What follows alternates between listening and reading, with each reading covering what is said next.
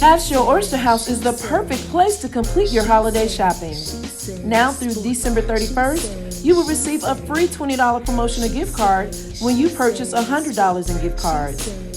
$20 promotional gift cards are valid January 1st through February 10th. You can purchase online by visiting us at www.halfshelloysterhouse.com, or you can purchase in person at Half Shell Oyster House, located at 115 Laurel Park Cove, Suite 105, Flowood, Mississippi 39232, or you can give us a call at 769-257-7586. And oh yeah, tell them Sonya sent you.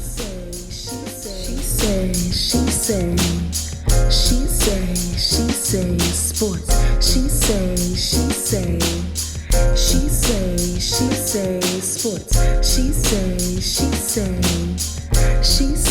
say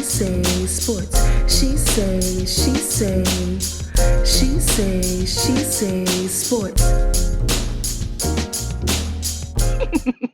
Hey y'all, it's your girl Sonya, and welcome back to She Say Sports. We are back for week 12 of NFL play. Please welcome back former NFL players, Jameion Spencer and Cedric Donaldson. Hey guys, how are you doing? Hey, glad to be back. Always a pleasure, son. Awesome. How was you all's Thanksgiving? Not long enough. Long enough. Yeah, I kind of forgot Monday was a regular work day. Oh, well, the last time we spoke, we talked about Emma's cakes, correct? Ooh. So I barely got in, but she made a cake for my family and for Jamion's family. So Jameion picked up his cake Monday because he had to pick up my turkey. He fried my turkey, and I'll get to that. But Jameion, tell them your account of Aunt Emma's cakes. All I can tell you, Sid, is that I took a slice for tester, and before I blinked, while I was driving home, by the time I got home, half of it disappeared. I don't know if it flew out the window or what. And then by the time my boys got their hands on it, look, it was like a slice left for tea at that point. One slice. Hey, well, I got smart. I had her to make me one after Thanksgiving, and I brought it home. And I brought another one of my friends. They real big in fitness. So I said, hey, I know y'all don't eat a lot of sweets, man, but I want y'all to try this cake. And man, they smashed that cake, son. It's over. Yes. Like a day and a half. My family. I think she used the recipe with no calories, so it's legal. He said it's legal. Well, my family loved it. It was so freaking good. Oh my gosh. She actually, remember you told me, said that she was doing it until the 10th, right? Yeah. So I called her the night of the 10th. So, I didn't get no response. It was like 8:30. I was like, she's probably asleep. So the next morning, I called her, and she was in line at McDonald's getting some food. And I was like, hey, Emma, this is Sonya Stamps. And she said, I'm sorry, I actually stopped taking orders last week. And I was like, oh, Sid told me the 10th. She said, I know, baby, but I had so many, I had to stop. Yeah. So I knew she didn't remember me from the church. So look at me. I was like, do you still go to Amazing? She said, yeah. I said, here I go, dropping names. Well, oh, yeah. You probably know my brother, Chucky Stamps, and my mom, Phyllis. She said, Chucky, your brother? She said, you better be glad you told me who you was. That's the only way I got the cakes. She said, tell him I said hello, and your mother, how's she doing? I said, she just turned 80. So that's how I got my cakes. Hey, that's what's up, man. Hey, I had to wait till after Thanksgiving, man. Like, it was rough. Well, I'm going to actually call her tomorrow and tell her to go ahead and Jamie, do you want me to put you one in? Oh, yeah. All right. Well, I'm going to go ahead and get... I might tell you, too. So you want two? So just so T could have something, no, I'm going to just... That's pitiful. Put me around, too. I'll be two-fisting these things. You're so silly. Wait a minute, Sam. What do you have up there? I see... Is it LSU on both sides? Oh, well, I thought it was for double the pleasure tonight, man. We had a big happening that happened this week. Tell us about that big happening. Well, LSU got rid of the clown show we had at LSU, and and we went to where they grow pretty decent coaches up north, man, Midwest. Where? Oh yeah, where was that? Just Midwest. So I'm gonna just tell you. Sure. LSU woke up and finally believed in the gold standard. I commend them. We're gonna wish them luck. We're gonna wish them all the luck in the world. With the but touchdown, Jesus. Just know you have been validated by the Dome now. Now you can officially start playing football. Hey, look here, man. We had to go touchdown, Jesus, and bar the coach, man. Like that. Because that's why it's the gift that keeps on giving, man. That's why we're here. That's what we do. We're selfless. We got to play Satan every year, man. So we needed touchdown Jesus, man. Wow. Who y'all have to play? Satan, not Satan. Satan. Satan. Yeah. Hey, man, but all jokes aside, though, man, I felt it was real. I don't know, and I don't blame Brian. I blame the NCAA with the early signing period, because you make a coach, man, have to make a decision to leave his job when his team is still in the process of maybe going to the playoffs, and this man had to make a decision to leave. I mean, I thought it was trashy, man. Like, for real. Well, no, you know what? I'm gonna tell you that's the business, though, right? Yeah. I mean that's what we have evolved into, and it is slowly moving into the same realm as the NFL with collective bargaining and everything else. I mean, it's a business. It's a business, and for us, we that's kind of how you have to roll with that. I mean, look, if you're gonna leave, just cut ties and go, man. Don't hang out. Ain't no goodbyes to it. Look, we built on the rock, baby. So foundation is strong. And that one probably ain't gonna hurt the foundation. So hey, well, I listened to some young guys from the team the podcast, The Garage. I'm shouting them out on your podcast. She said, but it was good, man. It was 4 guys that actually play for him. That got together and had a discussion about it. Like, as soon as it happened, before he even got back to address the team personally. They learned about it on social media. Mm-hmm.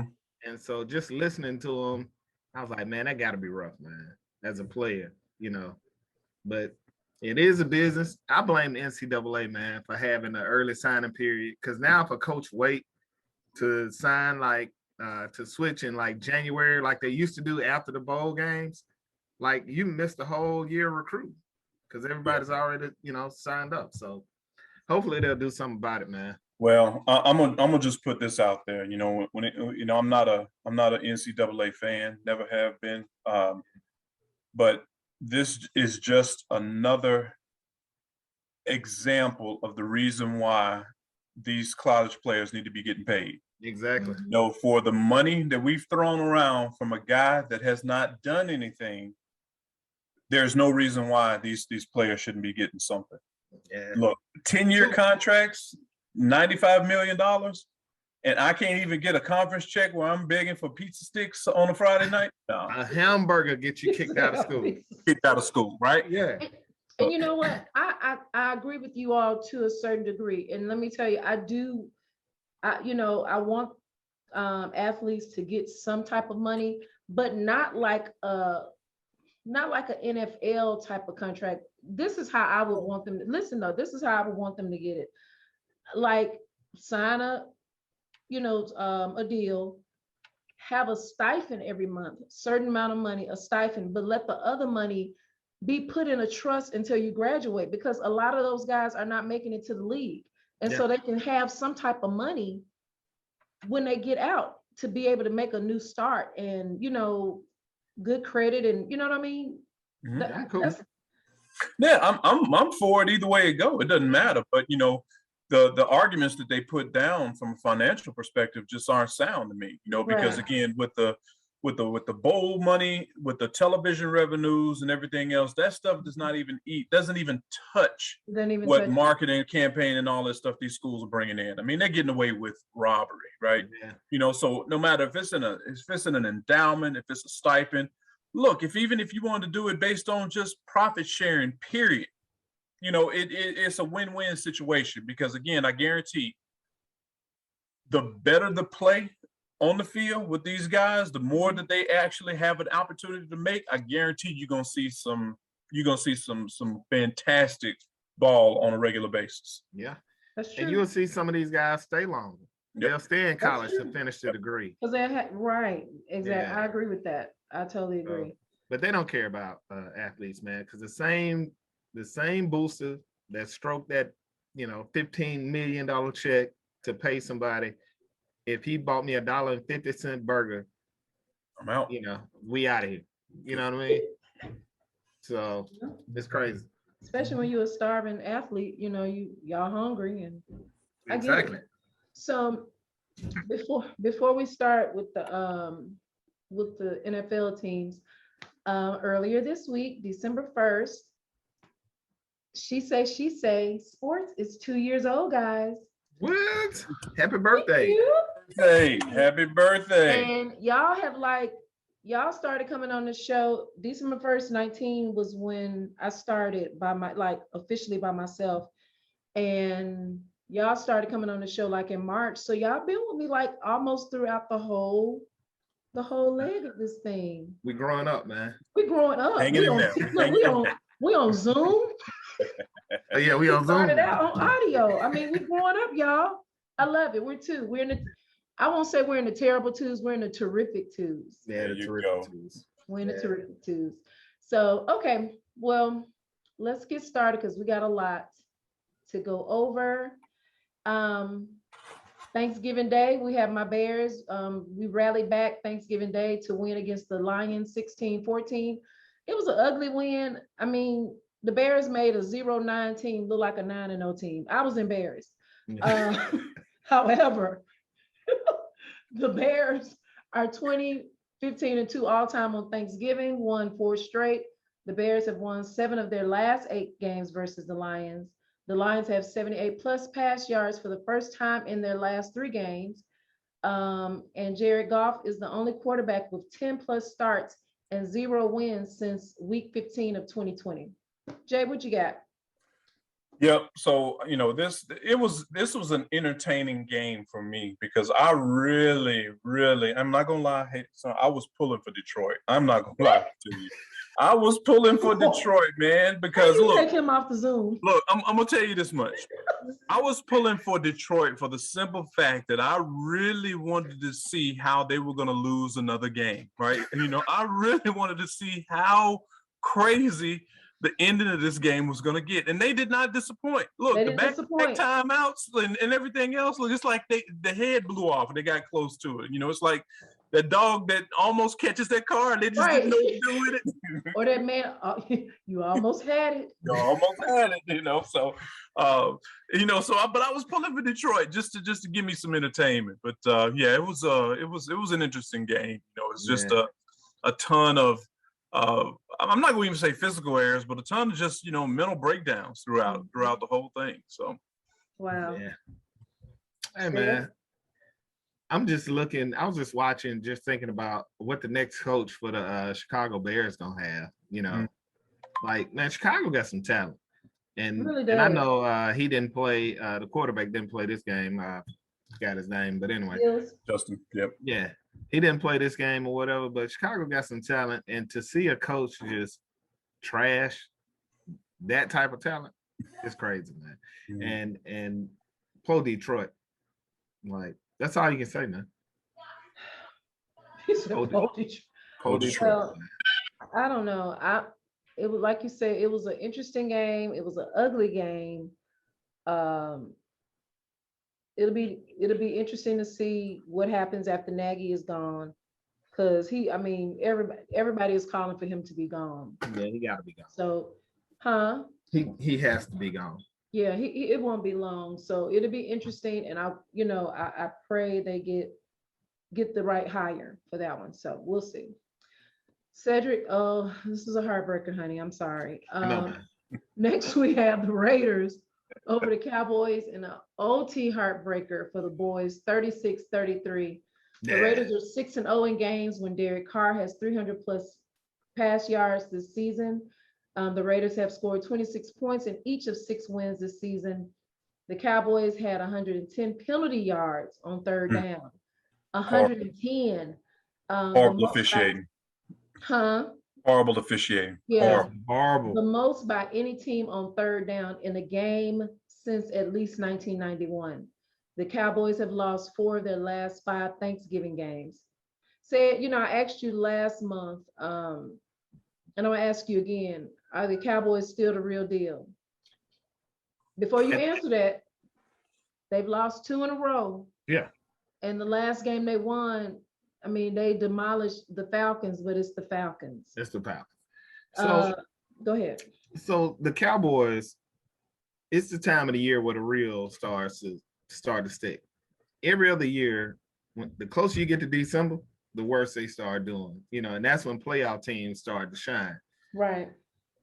But I'm not gonna say. I think this year is gonna be different because, they lost to the Raiders, but I mean, they between the officiating and all the calls or whatever, and Dak didn't have the best day, until the end. He started coming on a little bit, but hopefully just some will click, because as a Cowboy fan, I'm ready. I'm already ready. I got my parachute on. The plane is going down for me.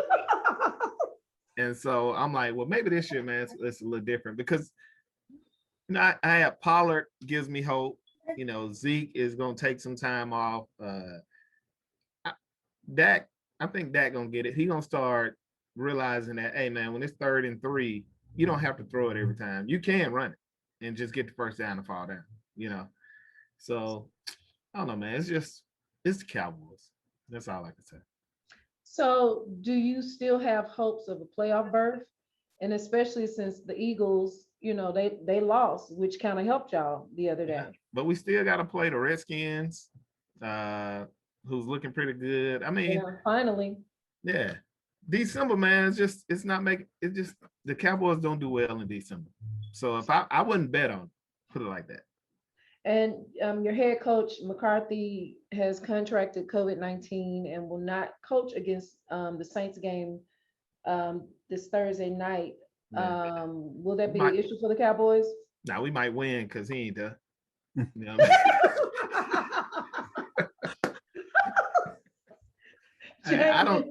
I really don't know how much McCarthy does for the team, for real. I think he's just there. Wow. Well. Yeah. Jay? Yeah. So I'm gonna look at the positives though. I was impressed with a lot of the throws that Dak made. I think, again, you got to be excited by just the potential and the possibility, and you can kind of feel some of the momentum gaining. And Dak dropped some dimes. He dropped some dimes there in the 3rd and 4th quarter. I say really the end of 3rd, beginning of 4th quarter. Yeah. And I'm talking about throws that we always attribute to cats like Tom Brady and Aaron Rodgers. I was very impressed. And I think the biggest part of that game that I was really excited to watch was kind of watching Micah Parsons come into character, man. Yeah. That young man is going to be a force to deal with, man. He is going to give some people headaches for the rest of the year, because I think he figured out some things that he didn't know about himself, and how he can make the game a hell of a lot easier on his defensive backfield just by doing some of the things that he got into a groove with. So, I know they lost the game and everything else, but I think once they come out firing on all cylinders and not using the first half as warm up, man, they're gonna be rough. They're gonna be rough. Like I say, I like Pollard, man. Zeke still kind of hurt or whatever, but Pollard, man, he's the truth, man. He's a horse. Yeah, he can run. So we'll see. Well, we'll see how it goes Thursday night. And speaking of the Saints, bringing up the rear for our Thanksgiving games is the Bills over the Saints, 31-6. Ooh, it's been rough for them too. Since 2019, the Bills are 16-1 in games with Josh Allen when Josh Allen has 1+ pass touchdowns or 1+ rush touchdown in the first quarter. Dawson Knox scored in the 3rd quarter, was his 7th receiving touchdown this season, the most among tight ends in a season in Bills history. The Saints had 64 total yards in the first half. their fewest first half yards in a home game since week 6 of 1998. The Saints have thrown 1+ interceptions in 2 straight games. And Jameion, you are up. Yeah, they the Bills are tough. The Bills are solid, right? You know, I like them. Yeah, they came and brought their all around game, you know, and I think I'm not gonna say that they were a little probably disappointed in what they had across the field from him, because I really thought the game was gonna be decided between the Bills offense and Saints defense, right?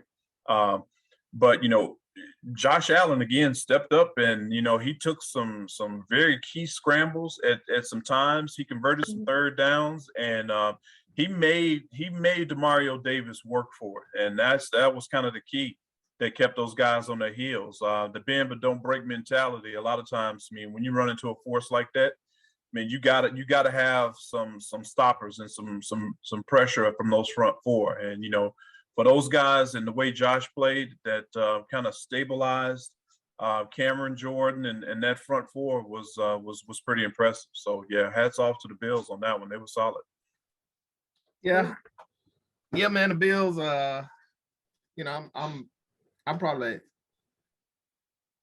I'm a Saints hater, so just gonna get that out the way. So I enjoyed every second. Yeah. I enjoyed every second of it. But let me tell you, if in the dome Thursday night, yeah, they lost to the Bills and all that kind of stuff last week. But in the dome Thursday night, man, I'm kind of worried about them Saints, man, because they putting the Swiss Army knife back there at quarterback. Yeah, he might, he can't throw, but a running quarterback is rough to it's rough to stop. It don't make it. Yeah, we'll see. I hate it. And then on top of that, like you said, they're at home, and I mentioned earlier a few months ago, the Saints have probably one of the best fan bases in the NFL, and they hate y'all too. So look, they hate the Cowboys so much. I'm gonna make a prediction that they're gonna come out and run the Wildcat with Kamara all night. They probably will. And I mean, it's bragging rights are on the line for both teams. They hate each other. So y'all are like Jackson State and Southern. So. And I'm not gonna be able to go to the game, so I can't get the Cowboys in my good luck charm, nothing like that. So I don't know what's gonna happen. So you have no clue. Yeah. Hey, but I do like Buffalo, man. Buffalo rounding out. Tre'Davious White tore his ACL. That hurt. Yeah. That's gonna hurt him. But I mean, they're playing well, man. They are, yeah. Next, we move to Any Given Sunday, where the Bucs take the W over the Colts 38-31. Tom Brady led his 3rd career game winning drive at Colts, including playoffs, the most by any opposing quarterback at Colts opposing quarterback at Colts in NFL history. The Bucs had 4 rushing touchdowns in a game for the first time since week 9 of 2012. Jonathan Taylor had 1+ rushing touchdowns in 9 straight games. Only Lenny Moore had 11 straight from 63 to 64, has a longer streak in the Colts history.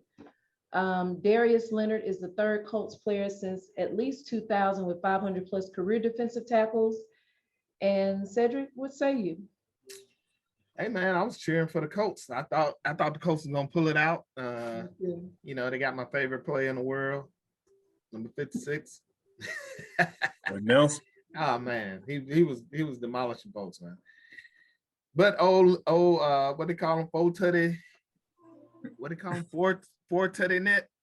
Four netty.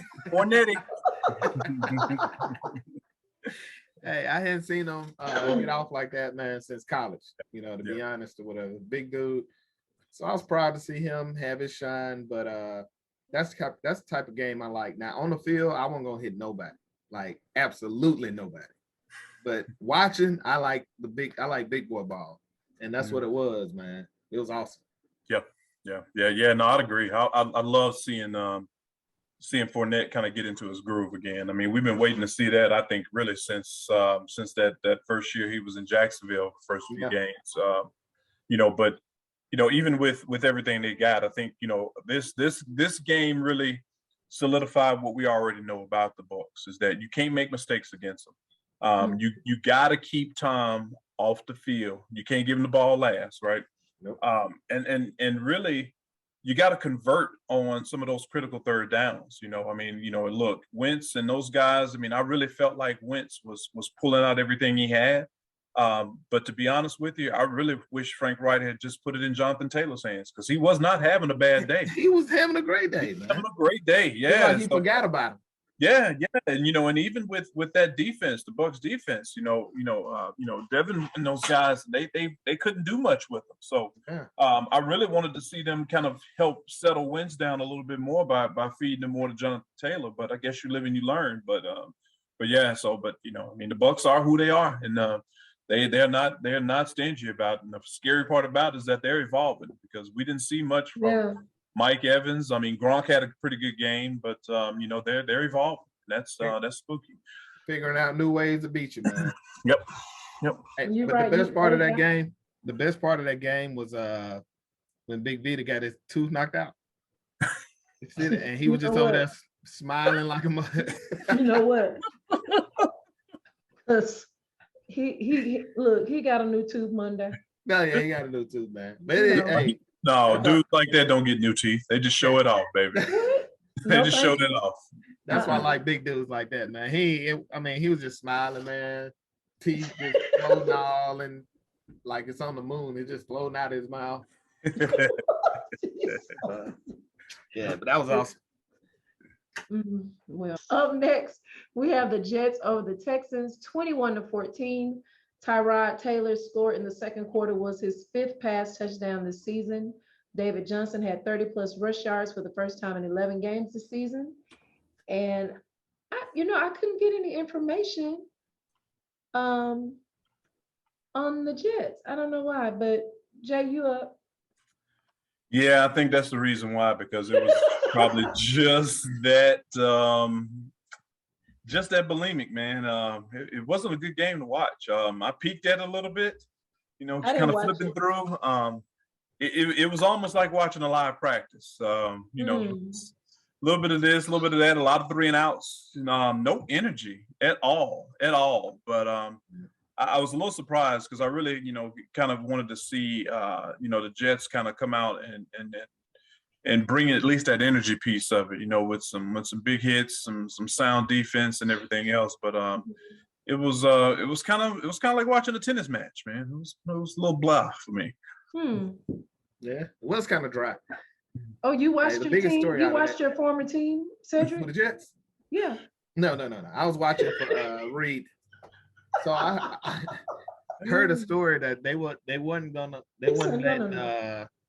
let the safety play, which is one of their best players. This is the Houston Texans. They didn't let him play because he had a disagreement with the coaches. I was like, dude, is this the NFL or is this? I was like, are we in high school? What? Yeah. Well, I think that speaks to part of that culture problem we know is happening. Yeah, exactly. And that's why they're losing, right? I just peeked in to see if they, I said, are they really gonna hold this man out for? And yeah, they didn't let him play, man. That's so childish. Yeah. So you So yeah, I wasn't gonna watch the Jets. I wasn't gonna watch the Jets. I was like, okay, sad team won. Look, you can't stand them. Next, we have the Giants over the Eagles, 13-7. But before we get into game, I want to congratulate Michael Strahan.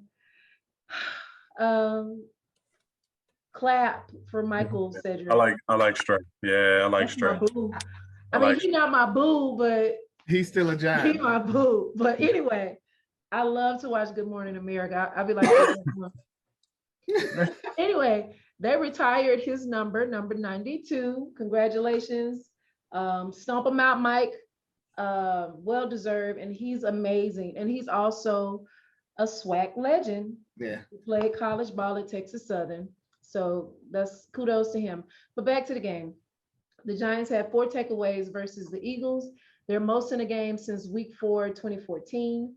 The Giants defense has 1+ interception in 8 straight games, their longest streak since weeks 3 through 11, 2011. Jalen Hurts has 50+ rush yards in 6 straight games. tied with Randall Cunningham in 1990 for the longest streak among Philadelphia quarterbacks since 1950. The Eagles have 175 plus rushing yards in 5 straight games, their longest streak since 1950. Sid, what's your take on this? Since the Cowboys lost, I was looking at this game, and the Giants sucked so bad, I was cheering that they would win, But watching, I'm kind of like a Jalen Hurts fan, and I told y'all this before. But he is not. As the season goes on, the Eagles are gonna have to find him a quarterback now. Like, because he's one dimensional. And so in the playoffs, as you can see with the RG3, I guess you can say Lamar in the past, but Lamar is getting better. You can't be one dimensional when you get to the playoffs. And even if it's not the quarterback, even the Houston Texans, not the Houston Texans, the Nashville, Tennessee Titans, they had Big Henry and they were running all over people during the season. But when you get to the playoffs, you're gonna have to have both sides, man. And so I hate it for her, but either they're gonna have to redo this offense or they're gonna be at home. So if they get rid of him, where would he fit in? They have to make the offense for him. Like, whoever he goes to is gonna have to make it to where he's not a pocket passer. He's gonna have to do like RPOs and all that kind of stuff, whatever, because he just can't sit back there and drop it in there. So, Jay. Yeah, I was a little disappointed to see the inconsistent play from Hurts. I'm a huge Jalen fan, and probably unlike said, I do think that that is probably the place for him, honestly, because I do too. You can see as he goes, they go, and with his inconsistent play, he just didn't seem like himself for whatever reason. I don't know if it was comfortable. He just didn't seem real comfortable from the whole time, from the very beginning. No flow, no rhythm to the game at all. So I really want to see what happens next for him. And I'm hoping maybe this past week was just kind of a fluke, because you expected to see a better performance, especially with it being an in-conference game, as much as that big game is for them. Right. And they needed it. So to keep those guys in the hunt. But I'm hoping that maybe they'll get a little bit better.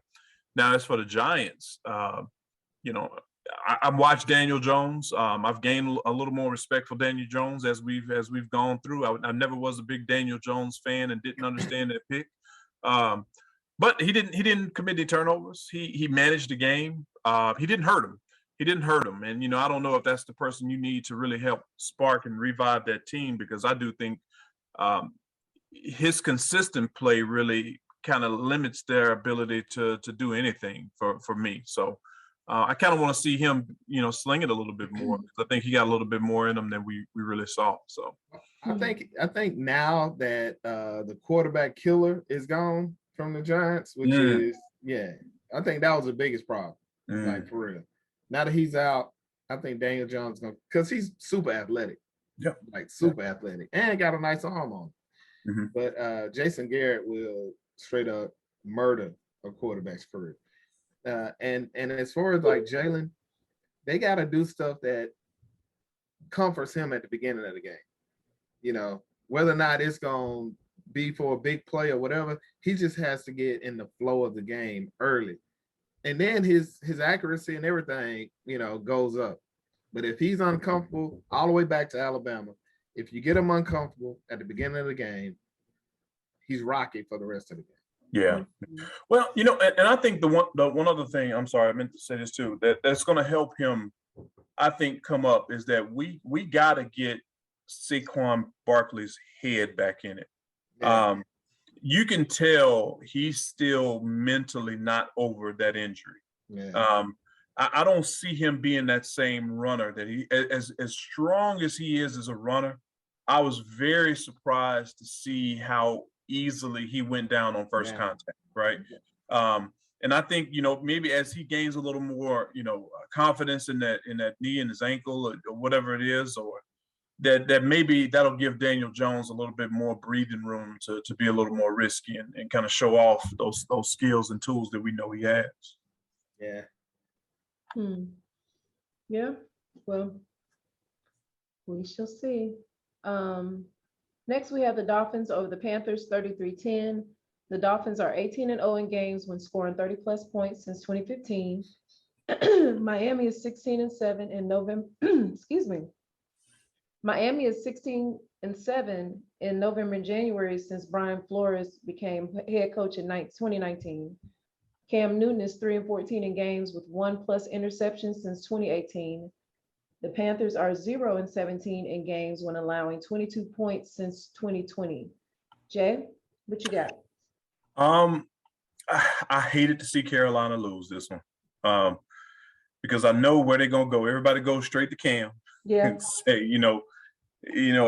but in essence, we know Carolina's got to work on their balance. They got to get some of those things back in. I thought, in my opinion, I like McCaffrey. I just don't see McCaffrey as being a first to third down back at all. I really see him being a third down and a changeup guy.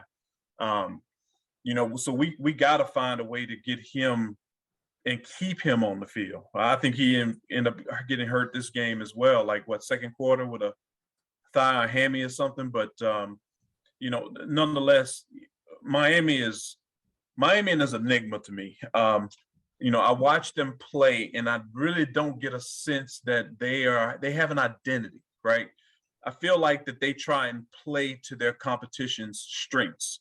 And for whatever reason, I just see them falling into that, following the light. It's weird to watch Miami play for the most part, because I don't really see where they're imposing their will and making people play to their strengths and ignore all of those different weaknesses that they've got. So kind of different to watch Brian Flores not function in that very structured manner to coming from that New England system. But there we are.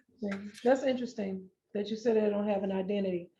And that watching them, that I can see what you're saying. That's interesting. I'm sorry, Cedric, go ahead.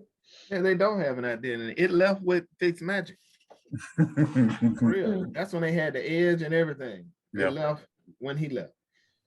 Tua's gonna come along though, man. I like Tua.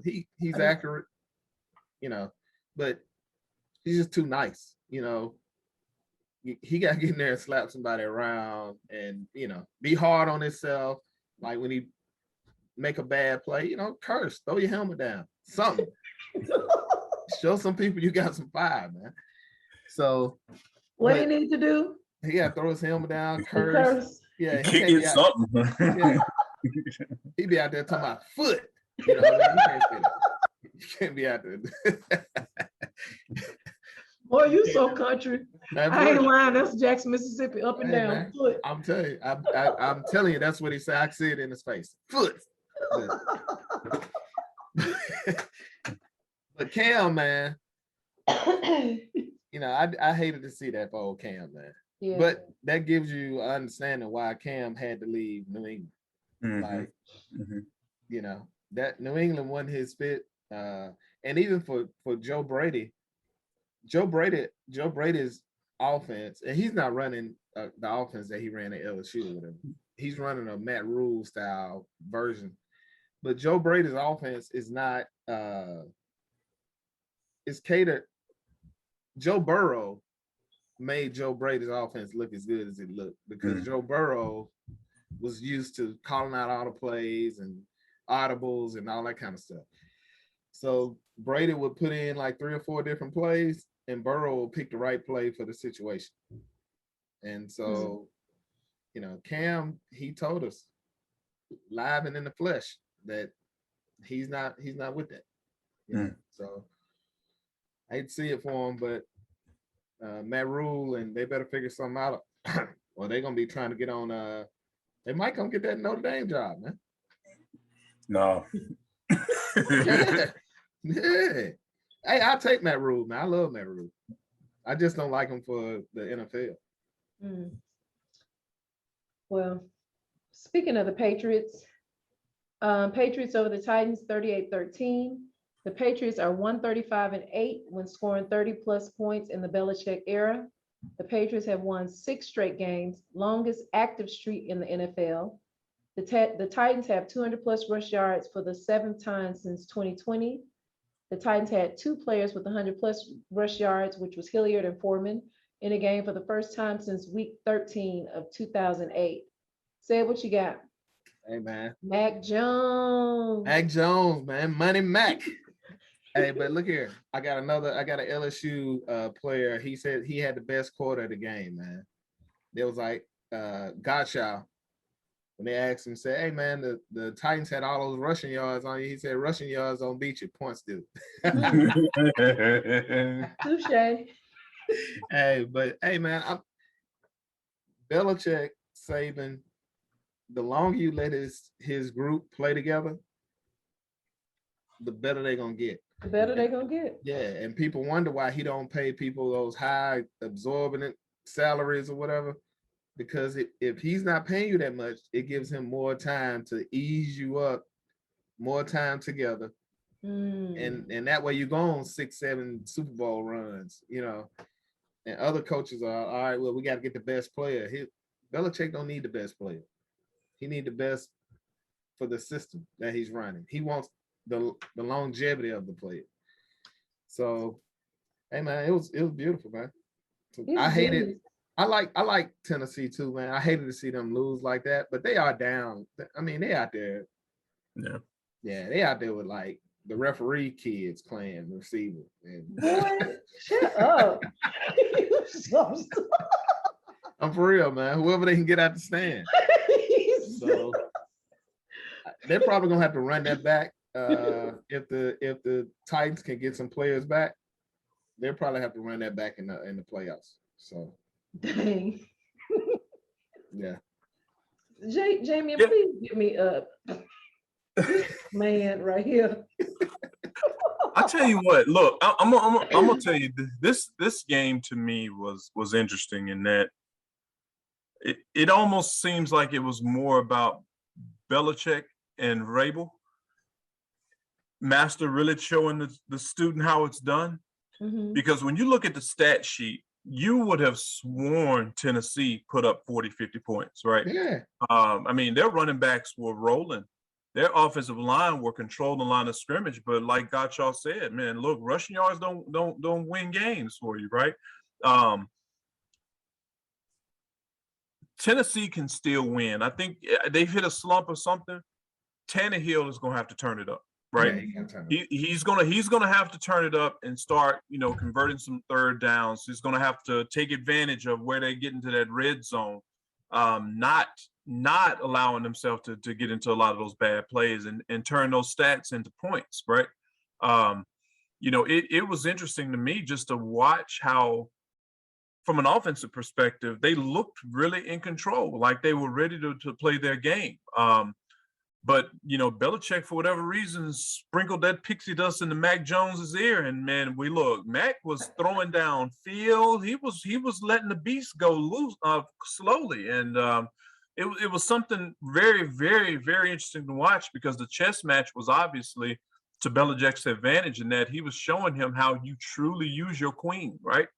And it was fun. It was fun. It was fun to watch those guys kind of duel the way they did. Yeah. Hey, but that's the master, man. Like he doesn't care about stats, any of that, man. Like Tom Brady, he told him, hey man, if you throw for 100 yards and we win every game, which is what Tom Brady was doing for a long time, we win like that. You can run over me, you can run for 300 yards, but you ain't score but 13 points. So it was awesome, man. I love Belichick. I love watching his mental gymnastics during the game. Yes. And I mean, it's just like he is still flowing like Tom Brady is there. He just building it up again. And I don't think that's why, we mentioned earlier, that's why Cam was gone. They wouldn't be where they are now with Cam. I really don't believe it. But yeah, Mac Jones, he is the one to watch. He's gonna be I think he's gonna probably be another little Tom Brady. Yeah. On down the line. Yeah. I do. Next, we have the Bengals over the struggling Steelers, 41-10.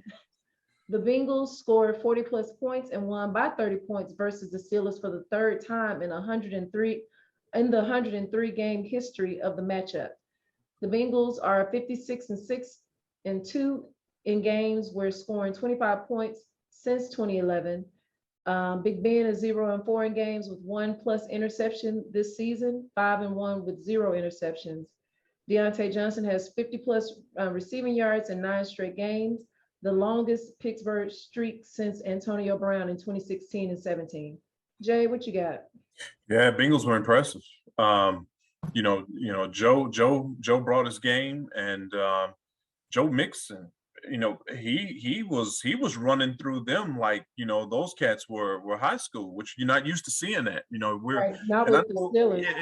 And we know that what TJ was missing and Minka was missing, but they didn't look as solid on defense, but you're not used to seeing that out of the Steelers at all. So you can definitely tell that Tomlin's got some work to do inside that locker room to get those guys back where they need to be. And and I know he's going to get there. They're going to probably have a late surge in the year, but the Bengals, man, the Bengals look good. They look very good, and I think with those cats putting up points like that, they may be the ones hollering who that this year. You never know. Hey, it's all about the quarterback, man. And I know the Steelers defense is always, been good, right? But when the quarterback is playing like he's playing, like it really destroyed, it'll destroy your whole team.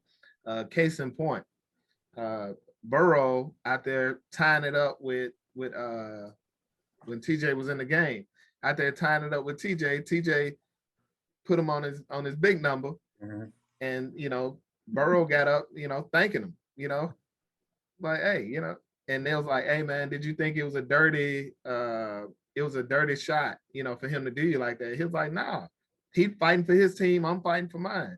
Mm-hmm. That's the quarterback you want to follow, and we just got through talking about Tua, Tua out there like a victim. Foot. Yeah. He ain't like my boy, man. So Jameion, he said he out there like a victim. Get off to a man. Yeah. So hey, but when Joe Burrow is playing like that, the running backs running like that, the defense kicked in. Man, it was awesome, man. I just hate to see. Cowboys and the Steelers are not supposed to like each other, but because I'm a pulling guard at heart, huh? You said what? I'm a pulling guard at heart. Yeah, pulling guard at heart. Yeah.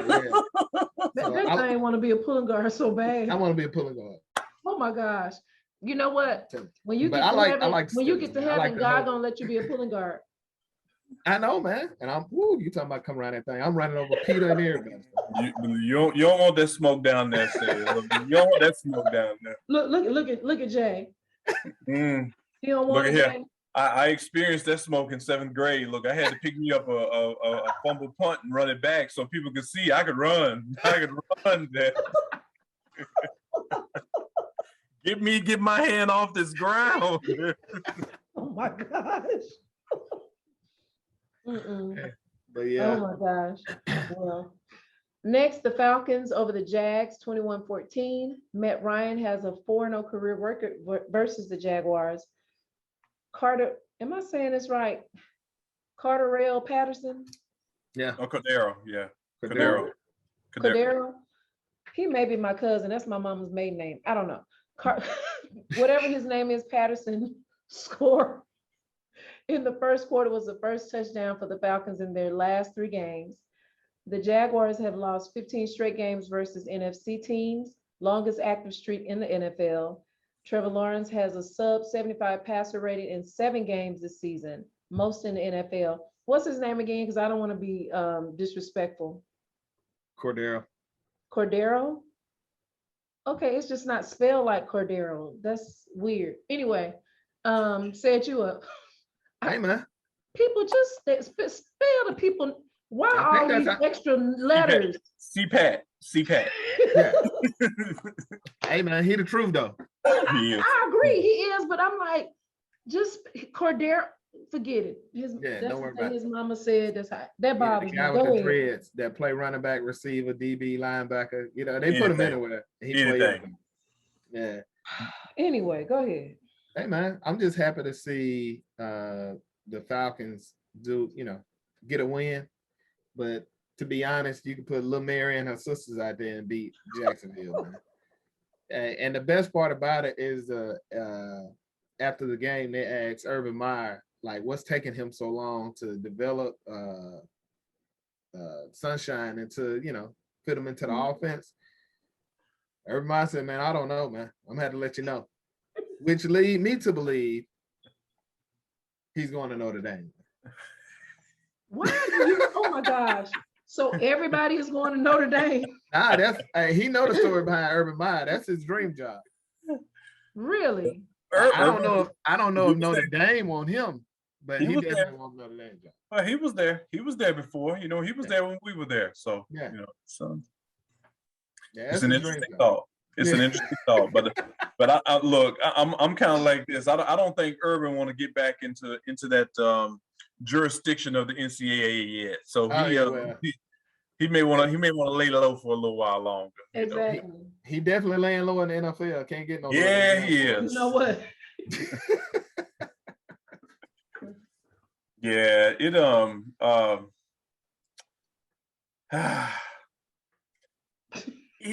Yeah, Jacksonville is a, obviously they are having growing pains. And even outside of Trevor, I really don't see nothing from, Etienne. I'm used to calling him Etienne because that's we come in Louisiana, but offensively, especially with the talent they got on that O-line, you expect to see a little more energy from those guys, almost as if they don't want to play. Miles Jack has been kind of non-existent. Well, I'm going to say non-existent late in games. He'll show up for the first half, and then after that, it's just like he's not there. So, obviously, I think there's an issue there from an environment perspective where, Urban, I know, is trying to create this culture that he sees as his blueprint. I don't know if the guys there are going to play along with them. Again, that's the biggest transition, I think, from a lot of coaches coming from college to the pros is that, you got to realize you're moving from young men to grown men. And, a lot of times motivation isn't necessarily the way you handle it makes all the difference in the world, So, and I think Urban, again, this year is looking at it as, hey, here's our learning blocks. These are our building blocks. He'll get it figured out. I just don't know if organizations are going to have enough patience for him to do it all.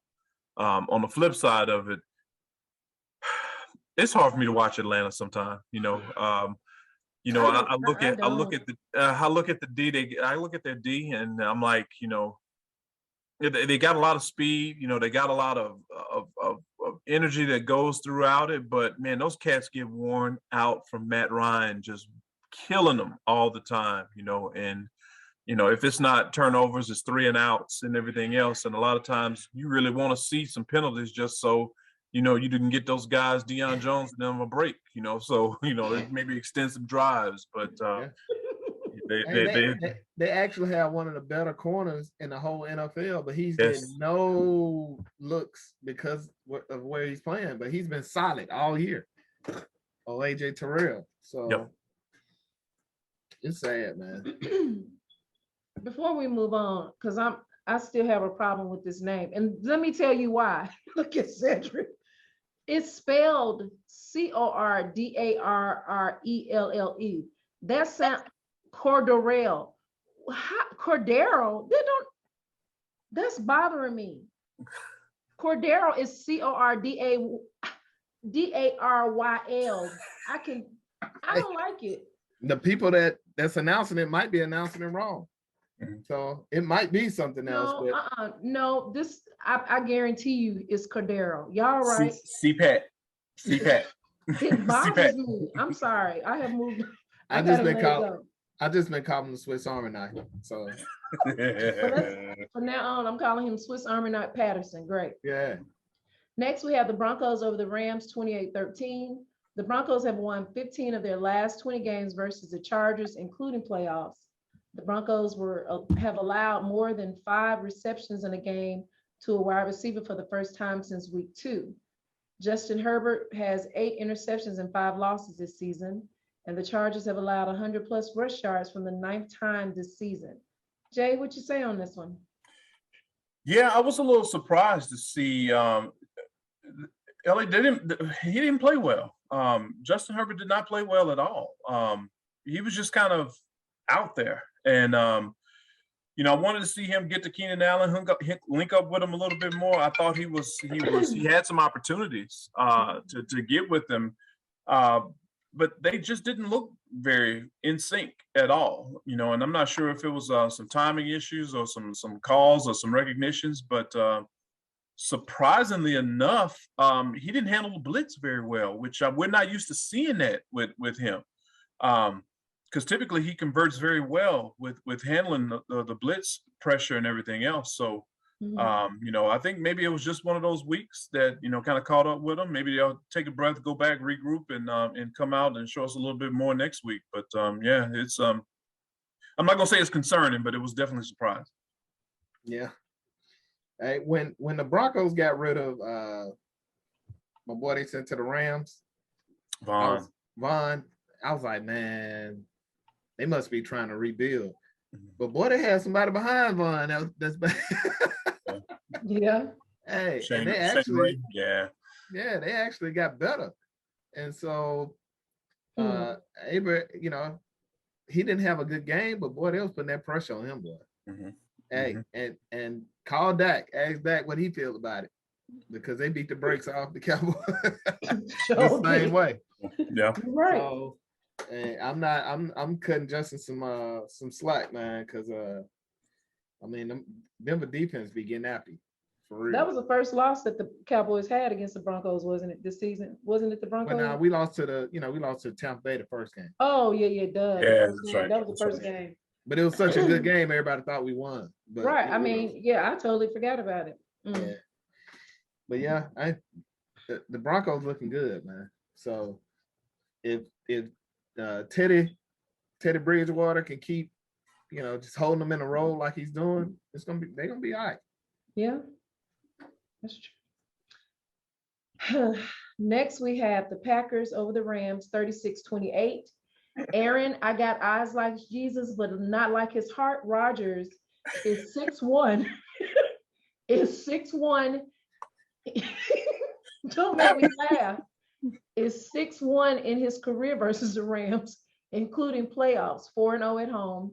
The Packers are 9-0 in games with 1+ takeaway this season. The Rams are 0-4 in games when allowing 25+ points this season. Matthew Stafford has 300+ passing yards and 3+ pass touchdowns for the 29th time in his career.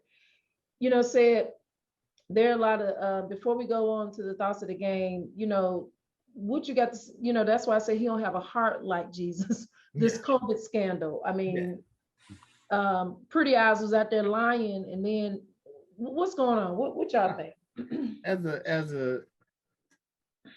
a quarterback of your team, knowing that without you, y'all trash, like for real, and to not take the vaccine, when in football we do all type of stuff that's damaging to our body. Oh my God!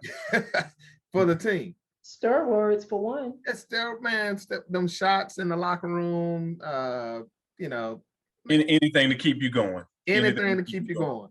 And I tell people this: me playing corner, Big Jamie come around, and I got to come up and tackle him. That's detrimental to my health. But I'm gonna do it for the team. That's the only way I'm gonna do it. Because if it was just me, I'd be like, nah, y'all gonna score. So for him to be a team player and then come with that lame excuse, man, I lost a lot of respect for him, man, for real. Yeah. Yeah. Well, what are your thoughts on the game? Hold on, Jay. I was looking for I felt that Green Bay was gonna win because they got OBJ over with the Rams, and you had Matt Stafford and all that kind of stuff, man. But Aaron Rodgers is just a sure bet, and then when it came down to OBJ, kind of shaded the Packers and chose the Rams. So Aaron Rodgers, he hold grudges, man. Like he's been holding a grudge ever since draft day. Yeah. So he was gonna come out to kill him, but the best thing about it was Devontae Adams telling OBJ was like, "Hey man, I want to get that jersey after the game." He told him, "Nah, get Cooper Kupp jersey." That's who you wanted to be with. Yeah. So I think that game was more about, okay, you thought you was going to a better team, so now we got to show you. So yeah. Two things for me stuck out in this game. I'm gonna say one good, one bad. First good, Devontae Adams is the best receiver in the league. Yeah. Hands down. You can watch him when he's getting the ball, when he's not getting the ball, it all looks the same. I got a lot of respect for the way that young man plays. And if I'm Aaron, I'm gonna try to throw it to him every time. Look, he took Jalen Ramsey on. He took the best of the best. It didn't matter, right? And he catches it. He blocks. He does. Man, I had a lot of respect for Devontae. But the bad part of it for me was, and I'm not sure if we really should be raising the red flag on this, but something's up with Matt Stafford, right? Matt Stafford looked old to me, right? And when I say that, he did not move with any type of fluidity. It's almost like his mechanics were forced. I thought maybe I was like, okay, yeah, it's cold, right? Maybe it's some old bones getting on out there. Maybe getting up a little up in age and you're starting to feel it a little bit more. But I was very concerned that he never got into the flow of the game, and he looked like everything was forced. And I'm not sure if he's hurting or if it was just kind of one of those things. And we've seen it for a few weeks now.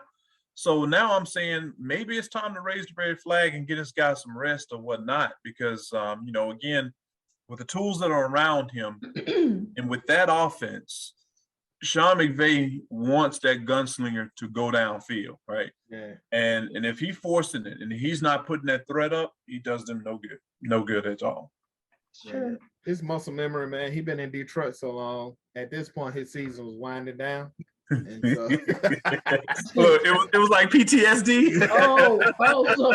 So in other words, he thought it was over. It's over. His body, like his body is acclimated to being at home. But okay, yeah, he hit that wall. That makes sense. Proverbial wall. That makes sense. What now? The guy, the football player that just got killed by his dad, Odor Anderson Jr., didn't he got picked up by the Rams, right?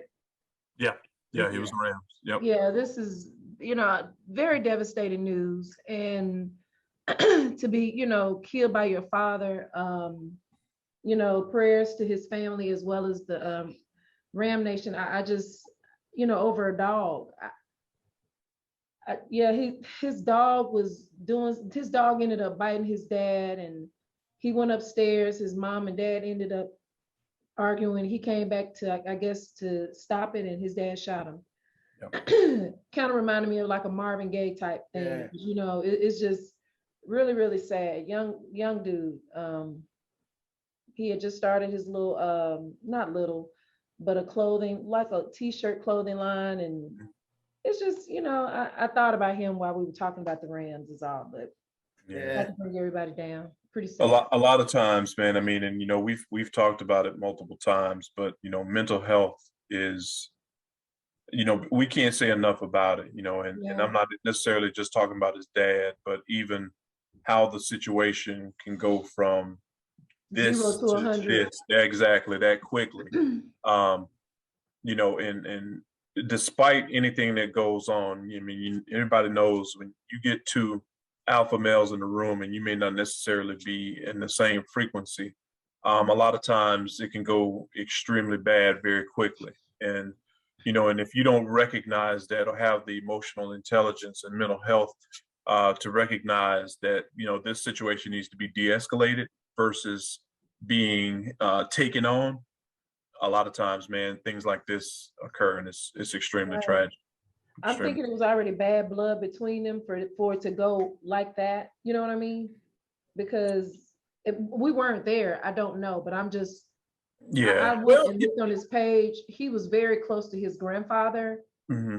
So I think he was like, my father figure, blah, blah, blah. So it's some bad blood between him and his father. That's what it seemed like it to me. Yeah, it could have been, and I don't know, maybe I didn't know, I don't know the situation as much like you, but, I kind of looked at it as maybe something because Otis, in my opinion, is still in that transition phase too. Mm-hmm. His emotions, his thoughts, this time of the year, his nostalgia is kicked in. He's at a hyper sense of, in my opinion, emotional distress that people don't recognize. Mm-hmm. From a lot of former players who are just out. You're used to riding that high, and especially during that time. So really, any type of confrontation can be taken out of context, right? Yeah. And I kind of saw it as being just that. Yeah, it was a very small thing that set off, but once you poke the bear, look, it's hard to turn them off. Hard to turn them off. That's true. Wow. The 49ers over the Vikings, 34-26. Deebo Samuel had 203. Has surpassed his own record, which was 159 in 2019. He had 203 yards, most yards among wide receivers in a season in 49ers history. The 49ers defeated a team at home not named the Rams for the first time since week 12 of 2019. Each of the Vikings' 6 losses this season have been by 7 points or fewer. And the Vikings are the only team in the NFL to lead by 7 points in each game this season. Jay, what you got? When are we gonna get rid of Kirk Cousins? I'm ready for him to just go live his backup role somewhere. I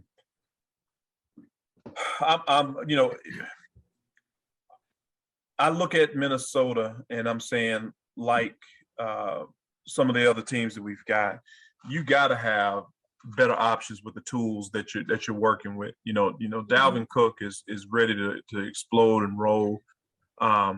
But Kirk he had that one good year, and I think it was really due to a lot of what Fitzmagic was bringing right to the competition, to the table. So it made him react a little bit more. Now that he's been in Minnesota, he's relaxed and he's just blah, blah, blah, blah, blah, almost to the point where it's really hard watching him play. But even on the flip side of that, man, Jimmy G, just enough Jimmy, is not going it's not going to pizzazz you or anything else. He's just going to give you what you asked for, and that's about it. And for San Francisco's defense, man, they got out there, they played, they made some mental mistakes, which you're not used to seeing. And you saw some blown coverages that, Cousins just missed the throws. But really the game should have been, I thought, really, Vikings probably could have scored, probably mid to high 40s, honestly, by the fourth quarter if they were just paying attention. So I think it's just a game of missed opportunities all the way around. Hey, man, I think what's happening is Kirk Cousins is planted in Minnesota to make sure Jordan Jefferson don't get all the accolades that he deserves. Back to LSU, huh? Yeah. Hey, man, we should have known that boy was crazy. We should have known that boy was crazy when he used to say, "You like that? You remember that?" He's so we should have known he was crazy then. You are silly. We know you are crazy. Hey, but I ain't getting paid like him, so that's why I'm hating. But nah, man, he needs to go, man. But I do like San Francisco coming along, man. They seem like they're trying to piece it together. I don't know how Jimmy's gonna do in the playoffs. Hopefully, the rookie is getting ready, but they seem like they're piecing it together. I'm a John Lynch fan, man, so I hope I'm hoping he get it going. Cool. Next, we have the Ravens over the Browns, 16-10. Lamar Jackson became the first starting quarterback to throw 4+ interceptions and win the game since Andy Dalton in Week 17 of 2013 versus Baltimore. The Ravens have won 22 of their last 27 home games in the month of November. The Browns have scored 14 points or fewer in 6 games this season, T-most in the NFL, including 5 of Mayfield's last 6 starts. The Browns are 0-4 when rushing for fewer than 150 yards this season. Say what you got. Man, I like the Cleveland Browns, and I also like the Ravens. I like Baker Mayfield, and I like Lamar. But watching Lamar throw like interception, he threw 3 in 1 quarter. Yeah, it was crazy, but he never crumbled. And they still won. And they still won. That's what I'm saying. That man belief in himself is ridiculous, man. Most people would have crumbled after 1 interception in a quarter. A lot of people crumbled. He stayed calm. You can never get him too high. And you can hear him like talking to himself. Like he don't need you to come over and be like, hey, he's talking to himself. Even after the game, as soon as they interviewed him, he's like, hey, I got to do better. I can't throw those 3 picks. But when they needed a first down and he was stepping out on people, twisting off them, like it never bothered him that much. Mm-hmm. Baker is like that too. But Baker just he doesn't have the supreme athleticism like he got confidence, but he's not supremely talented like Lamar. And they really need to start they got good running backs. I mean, they really need to start feeding their backs and kind of take it out of Baker's hands right now, if they can.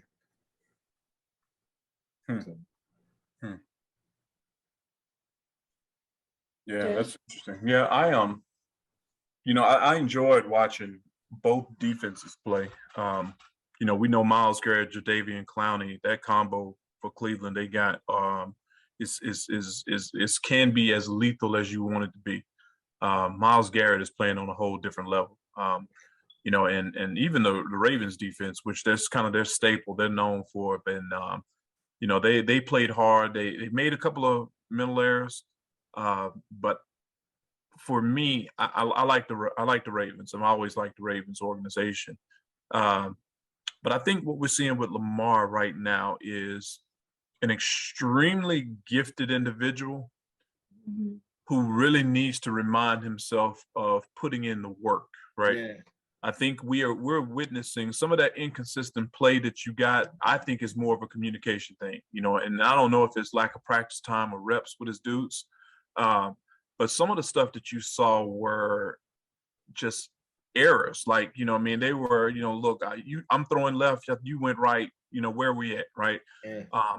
So I'm not sure if these guys need to maybe look at how much time he's putting in with them together, or if they're spending a lot more time individually kind of understanding what to do, when to do it, and all that good stuff, because their chemistry is a little bit off, and it shows a lot, and we know Lamar misses a lot of practice time for various reasons. Yeah. And I think maybe some of that is catching up with him, because this league is way too good for you to remain just a physical phenom forever and think you're going to run the table. It catches up with you, and the defensive coordinators are catching up with him right now. I blame some of that on John Harbaugh, like the way he runs. I can see him calling, "Hey, Lamar, this play, do what you do." You know what I mean? Like, I don't see him being structured with him, trying to make him do what he needs to do in order to have him 5 years down the line. He's just trying to get all he can get out of him right now. But it was refreshing, man, to see Myles have him in his grasp, and and he spun out, faked somebody and threw a touchdown, and Myles just looked at him just like, that ain't supposed to happen, man. You're not supposed to be able to do that. You got 2 of the greatest athletes, to meet up, and one get the best of the other one like that, and they just have to admire, like, man, that ain't supposed to happen, man, but you got it. You know what I mean? Yeah, he does some amazing things. I mean, looking at him throw with accuracy off his back foot, which isn't supposed to happen, and he dropped back and almost took about a mile loss on a play, but ended up throwing a TD to who was that? Andrews, I think it was, his tight end. He does some amazing things. That's why I say, I think with his physical ability,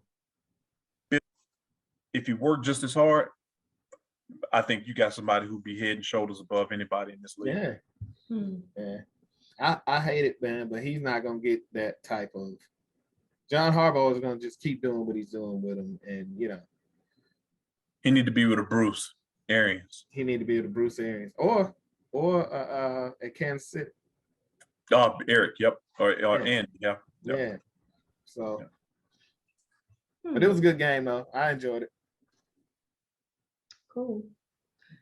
Did we skip some games? How are we already at Monday Night Football? We've been going, man. Yeah, I see. We're rolling. We all jacked up on Emma Cake, man. It ain't not our sister. Oh, I forgot. Before we get to Monday Night Football, Jameion did our turkey, and he's done it before. But you added a little more something to it this time, baby. It was gotta evolve. You gotta evolve. My niece's husband, he took, I always call it the pterodactyl drumstick, the big.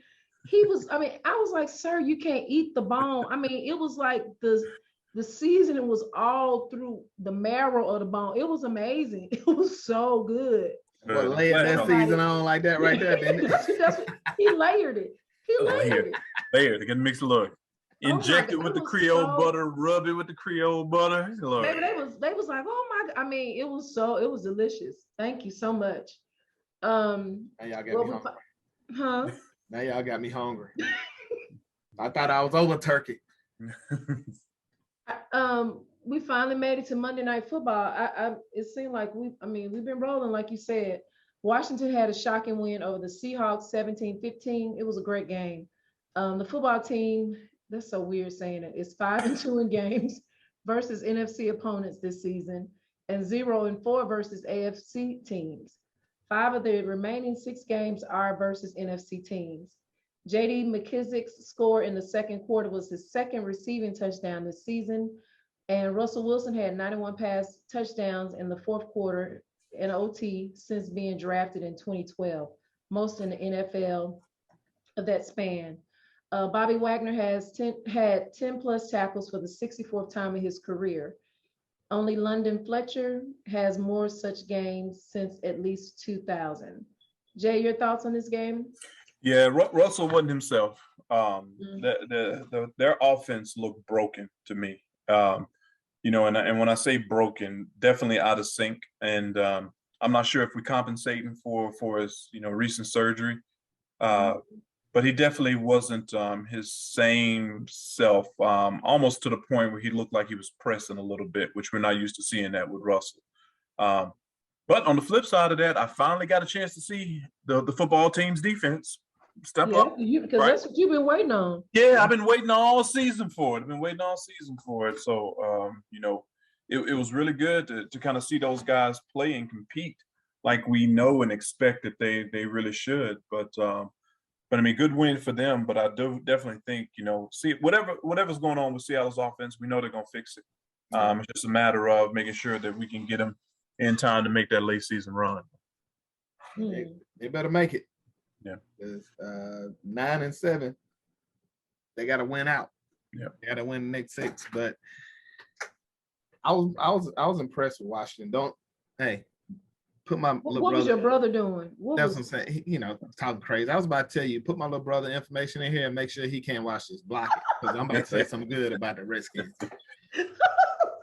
But it's amazing, man. They lose their best player, which is Chase Young, and now they start to look.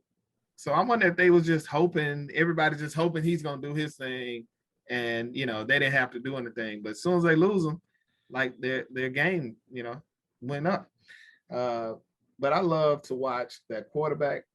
I'm a fan of the underdog, right? This kid, this kid's coming out of nowhere, man. And he, like I said, you go back and you look at Tua, his persona, characteristics on the field, just nice, cordial, can I take your garbage out? You know what? That guy. Get off right now. I mean it. Say, I'm for real, man. That man out there, garbage out. Yeah, he the neighbor, like, hey, you want me to take your garbage out? You know, that guy, man. But you know, he got the kid over here in Washington, man. He's making it happen, man. He's edgy, he's fearless, and the team is starting to, the whole team, defense, the running backs, everybody is starting to, you know, gather around him or whatever, or feed off of him. So the quarterback, man, it's super important, man. It affects your whole team. It does. Yeah, and you don't have to be a super athlete, but they asked, and I'm not picking on you about this, but he said something. They asked Brian Kelly today, like, hey, what do you look for in offensive lineman? Because, you know, he's always producing. Like, they're coming out of there like crazy. And he said, man, I don't go look for like what everybody else look for. He said, but I got some things that you gotta have if you're gonna play offensive line for me.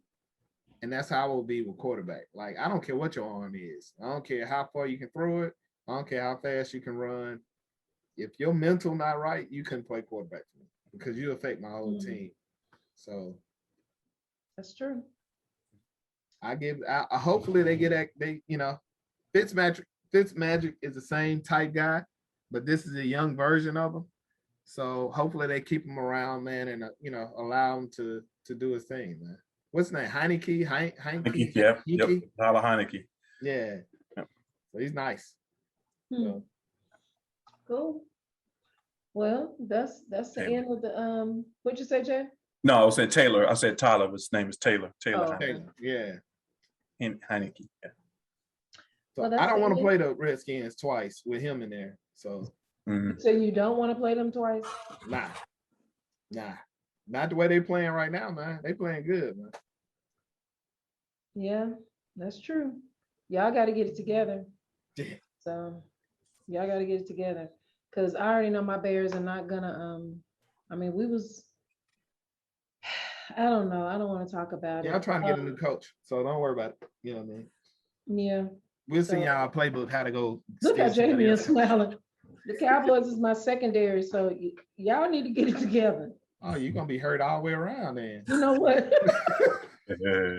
Get it.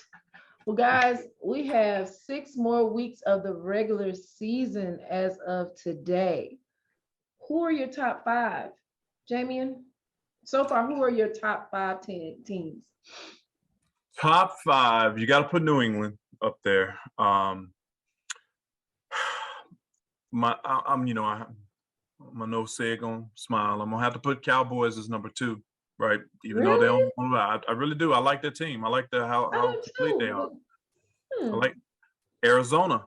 I got to put up there. I love the way Arizona plays. When you get a chance to see them this past week, but you know, they bring something special to the table. You know, and then I think we can't rule out Green Bay as my number 4. And number 5, I'm gonna actually put the Chargers up there for me. Well, no. Wait, I'm sorry. I'm tripping. I gotta put the Bills up there. Bills before my Chargers. Bills. Number 5. Okay. Yeah, Bills my number 5. So that's where I was gonna go. I was gonna go Philly first, not Philly. Philly. Green Bay. My bad. Green Bay first. Got to put the Bucks in there. They're just figuring out ways to beat you.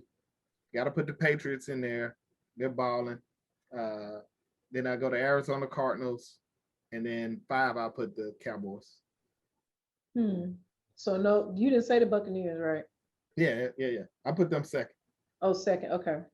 So you said Green Bay, Bucks, Pats, Arizona, and boys. Cowboys. Okay. I don't want to. You can swap out. You can swap out the Cowboys with the Bills, but I just put the Cowboys because I'm a fan. You know. Okay. Cool. Tell you with my heart, not my head. Quickly, let's discuss the SWAC championship coming up this weekend. As you know, my beloved JSU, well, me and Cedric's beloved JSU Tigers will play Prairie View Panthers on this Saturday at 3:00 at the Vet. This is the second time since the Panthers have been in the SWAC championship. The last time was in 2009, and they won against Alcorn. The last time the Tigers were there was back in 2013, and we lost to Southern. And the last time we won was in 2007 against Grambling. This has been a stellar season for both teams, with JSU being 9-0 in the SWAC, and Prairie View has lost their last 3 games, which were against Alcorn, Texas A&M, and Mississippi Valley. Mississippi Valley. What are both of your thoughts on this game? Said, I'm gonna start with you. And who comes out the winner, and what is the point spread? Because they lost the last 3 games, I'm kind of worried because they're a good team and they're coming in. Yeah, they're coming in like a wounded animal. So I think JSU pull it off. I give them 31-17. No. 31-14. 31-14? Yeah. Okay. Jay? I think for me, JSU will run away with it. I think they're just a hands down better team. Defensively, I love what they've brought to the table on defense. I mean, their ends get pressure. They are solid in the middle. Game. Yeah. They come eating. They come hungry every trip. So I really think it's probably going to be a bigger point spread, to be honest with you. I got a chance to see them when they played Valley. Prairie View played Valley a little bit of that game, and to me they just seemed a little bit one-dimensional. It's either all or nothing for them. So I think it's too much pressure that they're going to be able to handle. They're not going to be able to handle up front. So I'm really kind of calling it maybe 38-7 game. Really? I'm calling complete blowout. I think Deion with their quarterback. I do. I really do. Because I think they're gonna go for style points. Look, JSU didn't crack top 25. They're getting some real notoriety, and people are starting to turn their heads and wonder what's going on down in Jackson, Mississippi. And it's prime know how to play it up. So I think they're gonna go for broke on this one. I agree, and especially it was announced this week that he's coach of the year, SWAC honors. Shador got freshman of the year, and he was upset about that. He talked about it on the SWAC media conference this week, press conference this week, and he was like, I know he's a freshman, but we didn't even get any offense awards, none of them. They gave it to Akil Glass. He is beast. He plays for Alabama A&M. He going to the league for sure. Yeah. So he deserved it, but I think they probably gave it to Akil because Shador, he gonna be getting these honors for the next 3 years or however long he stays playing college ball. So I think that was the reason why they gave it to him. But yeah, they got a lot to prove. Not necessarily to prove, but one of the questions they asked Coach, because we got home field advantage, and he was like, how big of a play is that gonna how big of a part is that gonna play? He was like, it don't matter where we are. I mean, we're gonna do what we're gonna do at home, away, it doesn't matter. We're gonna give them what we got for them. So yeah. And I believe them too. I mean, to be honest with you, and I know every coach is going to play up their players and say, hey, look, we got the best of everything. But, to be honest with you, my feelings ain't hurt about, not having individual honors, to be honest with you. I mean, I think that just makes you have a little more resolve, to make you a little bit hungrier, make you go back to Taylor Boyd and not being satisfied with just where you are, but where you potentially could go. And I get it, what he's trying to do, but at the same time, man, I'm kind of like him. It don't matter. Yeah. It don't matter. Awards or no awards, we gonna get us business to anybody who step across that line. Period. Yeah, period. I mean, so I think it's gonna be a battle. No one has scored more than 21 points in a game against us this season. So I'm really thinking Prairie View got a good quarterback and they're a good team. I'm like said, I mean, they're going to come back a little hungry because they done lost 3 games and you lost to Mississippi Valley. But Valley is a good team. Valley is a good team. But I've been telling people for weeks when I went to, I'm like, they just missing a few pieces. And when they get it, they're going to be, and he was like, I wish I can give a piece of this leg or this SWAC honor to Coach Dancy because he doing it in Urbana. And with the resources that he has, he's doing a great job. He's a good coach. He really is. So yeah, so I'm going to say, 27-21. I think it's going to be close. I think it's going to be a close game. The offense going to have to really step up. Our offense really going to have to step up for sure. We had, and the little stupid penalties we had at the with the Alcorn game said that you. Yeah. That was done. It was like it was stupid, just stupid penalties. We got to get that together. So we'll see. And Cedric, I saw that you put a post up about we got to pay. Oh yeah, the cooks. Yeah, the cook's tired, man. Our cook said, "Hey, we done." Jamie, I meant to send it to you. It tickled me so bad. So, and it's how much? $20 per person? Yeah, $20. Okay. Yeah. So, yeah, the cooks got tired, man, and the last tailgate. Because this year has been different from the tailgates in the last few years. Yeah, and it's been, it's been a longer season, and every game has been bigger, and so you cooking more, and and so this game, the cooks said, "Hey, we just want to come to the tailgate and just kind of chill too. So we're gonna cater." But we get a lot of people that come by that's how can I say it? I ain't gonna call them.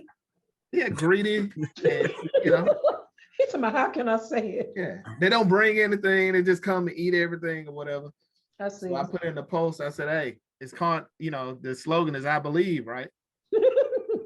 So man, hey, it's hard to believe when you're hungry. So you better, pay your $20, man.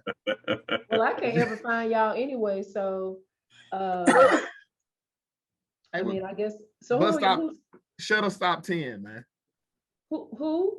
Shuttle stop 10. Just text me that because I'm not gonna remember. All right. Who's catering? I don't know which one I'm doing it, but y'all do have somebody in place for it. Yeah. Okay. Yeah. Cool.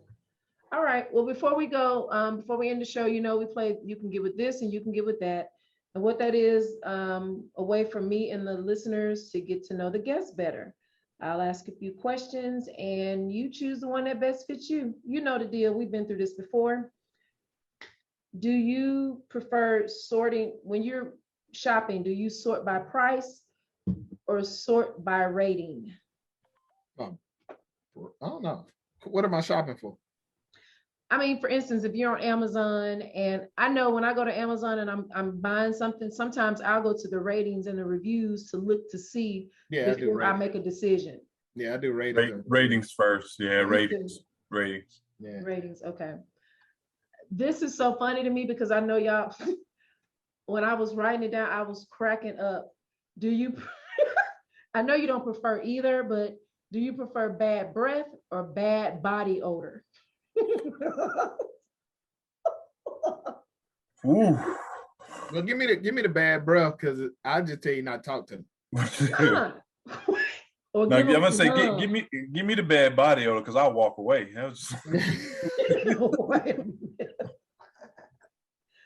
Look, sometimes that bad breath you walk into, like, whoa, wait. You're right. I mean, I remember someone. I mean, we were on a trip. We went to Southern game. This was years ago. And one of the people that was with us, I saw them brush their teeth and we was in the car and they got to talking. I'm like, what? And it threw me completely off. So it's cool. It's cold outside. We can't let the windows down. It was bad. So I think I don't want either one of them, but probably bad. I don't know. Maybe bad breath. I don't know. Yeah. Mm-hmm. Do you prefer funny story or a one-liner? I love a one-liner, man. We know you are a one-liner. We know. Go ahead. Yeah, give me the story. I'm a funny story type dude. I want to know all the details. I wish we can tell the story. You already know what I want. We have to tell Cedric offline. Oh my gosh. I'm a one-liner. My sister is a storyteller like my dad. So when we get together, family stuff, everybody wants her around because she tells the stories. But I'm a one-liner as well. Crunchy peanut butter or smooth peanut butter? Smooth. Yeah, I'm going with smooth. It's smooth. I love smooth. I miss peanut butter. Why you? Oh, I forgot because JK. Yeah, peanut allergy in the house. Oh, that sucks. Hey, but you know, I had a peanut allergy growing up and grew out of it. Did you really? Yeah. So it's still hope for me? Yeah, still hope for you. Can you just keep peanut butter at your desk at work? I could, but I try not to cheat because once I start, I ain't gonna stop. They be like, she be like, do I smell peanut butter on your breath? Look, she the world's worst because she cheat anytime she get away from her baby. Okay, and I put this up because did y'all watch True Story with Kevin Hart? Yeah, I've been watching it. Okay, don't wait till I'm gonna ask this question first. Right. Comedian in a serious film or a serious actor in a comedy film? I would want to see a serious actor in a comedy film. Okay. Yes, I'm the same. Serious actor in a comedy film. Give me an example. Well, it's not really a serious actor, but I love seeing since it's a sports show, I love seeing Peyton Manning in comedy shows. You know what I mean? Like, he's not a comedian. He's a serious dude in most parts of his life, but he's super funny, man. Saturday Night Live skit was the best Saturday Night Live skit ever. I agree. I was just gonna say, if Saturday Night Live were a movie, I think I have more enjoyment watching somebody like a Tom Hanks just let it all down, and that's more memorable to me than the funny, because I'm expecting something from the funny guy, and when he's not that guy, it disappoints me. Yeah. No, I'm gonna tell you who was funny on Saturday Night Live about 2 or 3 months ago. Kim Kardashian. I don't know if y'all saw it, but when I say I cried, that she is really good, and you wouldn't expect that. It was hilarious. I might go check Please it out. go look at the YouTube. She was really good, but I put that up there because Kevin Hart was. I mean, he's still Kevin Hart on the film, but he was really, really good on on the show, on the series. I really enjoyed it. Wesley Snipes is Wesley. He a freaking icon. I hadn't finished it yet. How many episodes is it? It's 8 or 9. Okay, I'm on 4. I was getting a lot of anxiety because I immediately saw what was happening from the first episode, and I didn't want to watch it anymore. I was just like, I can't. I stopped watching it, and then I had to go back the next day because I couldn't take it. Yeah, it drugged me. I've been watching it for 3 days, and I'm finally on episode 4. So yeah, it dragged you down through there. Well, you've already seen him kill the guy. Yeah. It's a mess. You just wait till you finish watching. I'll check it out. Yes. So you haven't seen it, Jake? No, I hadn't seen it. Oh, I thought you saw it. I'm sorry. No, you good. You're good. Please check it. I mean, it's really, really. When I say excellent, they did real good. I'm more proud to just see him, because he's doing this all under his thing. Yeah.